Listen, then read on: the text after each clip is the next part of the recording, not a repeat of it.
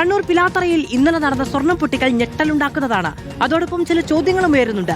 ഇടവേളയ്ക്ക് ശേഷം സ്വർണം പൊട്ടിക്കൽ സംഘം സജീവമാവുകയാണോ? പിലാത്തറയിൽ സംഭവിച്ചത് എന്താണ്? അർജുൻ കല്യാട സംഭവം വിശദീകരിച്ചു തയ്യാറാക്കിയ റിപ്പോർട്ട് കാണാം.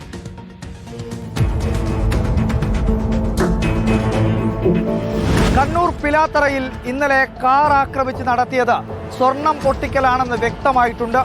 എന്നാൽ ഈ പൊട്ടിക്കൽ സംഘം ആരാണ് എന്നതിന് പോലീസിന് വ്യക്തമായ സൂചനകളൊന്നും ലഭിച്ചിട്ടില്ല.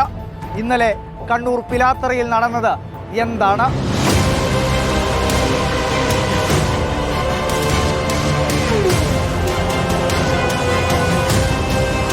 മഹാരാഷ്ട്ര സ്വദേശിയും തലശ്ശേരിയിൽ താമസക്കാരനുമായ അശോക് യശ്വന്ത് സ്വർണ്ണ വ്യാപാരിയാണ്.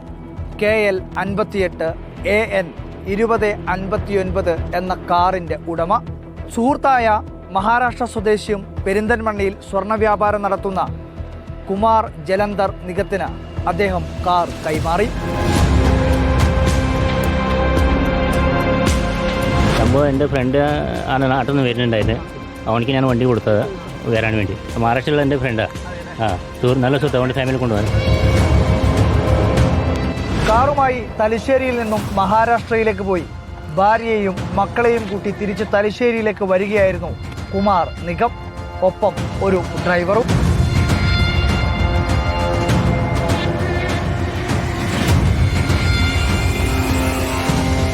പയ്യന്നൂർ ടൗൺ പിന്നിട്ട് ദേശീയപാതയിൽ സർവീസ് റോഡിലേക്ക് കടന്ന് എടാട്ട് വെച്ചാണ് 2 ഇന്നോവ കാർ ചേസ് ചെയ്ത് നിർത്തുന്നത്. കുമാർ ജലന്ധർ നിഗത്തെയും ഡ്രൈവറെയും മാസങ്ങൾ മാത്രം പ്രായമുള്ള പിഞ്ചു കുഞ്ഞിനെയും വലിച്ച് റോഡിലേക്ക് ഇറക്കുന്നു. കാറിന്റെ ജനൽ ചില്ലുകൾ അടിച്ച് തകർത്തു എന്നാണ് മനസ്സിലാക്കുന്നത്. അതിൻ്റെ തെളിവുകൾ നമുക്ക് ഇവിടെ കാണാനും കഴിയുന്നുണ്ട്. അതിനുശേഷം ഈ സംഘം വളരെ പെട്ടെന്ന് തന്നെ ഇവിടെ നിന്ന് കടന്നു കളയുന്നു. നിമിഷ നേരം കൊണ്ട് പൂർത്തിയാക്കുന്ന ഈ സംഭവത്തിൽ പിൻ സീറ്റിലുണ്ടായിരുന്ന ഭാര്യയെയും മകളെയും ഇറക്കിവിടാൻ ഈ സംഘം മറന്നിരുന്നു. ഏകദേശം ഒരു 200 മീറ്റർ അപ്പുറത്താണ് ഭാര്യയെയും മകളെയും ഇറക്കിവിട്ട് സംഘം കടന്നു കളയുന്നത്.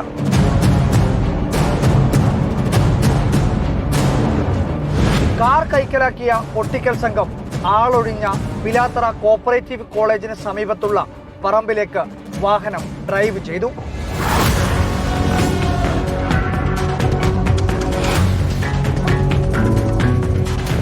വാഹനം കൈക്കലാക്കി പൊട്ടിക്കൽ സംഘം ഉദ്ദേശിച്ച സ്ഥലത്തേക്കുള്ള യാത്ര. അതിനിടയിൽ തന്നെ വാഹനത്തിനകത്ത് ട്രോളി ബാഗും സീറ്റ് കവറുമൊക്കെ കുത്തി തുറന്നു തന്നെ പരിശോധിച്ചു. അവർ ഉദ്ദേശിച്ച സ്ഥലത്തെത്തിയതോടെ വാഹനം നിർത്തി ബോണറ്റും സീറ്റ് കവറും ഡിക്കിയും ഒക്കെ വ്യാപകമായി കുത്തിത്തുറന്നും അടിച്ചു പൊട്ടിച്ചുമൊക്കെ പരിശോധിച്ചു.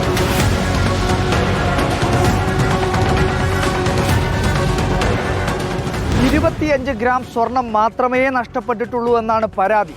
അത് അവിശ്വസനീയമായ പരാതിയാണ്. മനസ്സിലാക്കുന്നത് 400 ഗ്രാം സ്വർണവും 60 ലക്ഷം രൂപയും കാറിൽ ഉണ്ടായിരുന്നുവെന്നാണ്. നിയമവിരുദ്ധമായി കൊണ്ടുവരുന്ന സ്വർണവും പണവുമായതിനാൽ പരാതിപ്പെട്ടാൽ പരാതിക്കാരൻ അത് കുരുക്കാവും. അതുകൊണ്ടാണ് പരാതി 25 ഗ്രാമിൽ ചുരുക്കിയത്.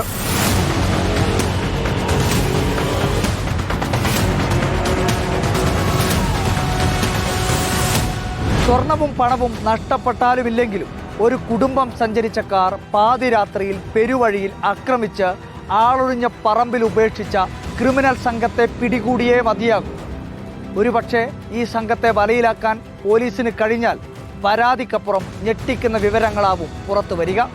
വീഡിയോ ജേർണലിസ്റ്റ് ലിമേഷ് ചെറുപഴിക്കൊപ്പം reporter Arjun Kalyad in reporter Kannur. സ്വർണം പൊട്ടിക്കൽ സംഘങ്ങൾ വീണ്ടും സജീവമാവുകയാണോ? അതിനു പിന്നിൽ വീണ്ടും ഗുണ്ടാ സംഘങ്ങൾ വിളയാടുകയാണോ? തുടങ്ങിയ ഒരുപാട് ചോദ്യങ്ങൾ ബാക്കി വെച്ചുകൊണ്ടാണ് ആ വാഹനം ഉപേക്ഷിക്കപ്പെട്ട നിലയിൽ കണ്ടെത്തിയത്. അർജുൻ കല്യാട് തയ്യാറാക്കിയ റിപ്പോർട്ടാണ് കണ്ടത്.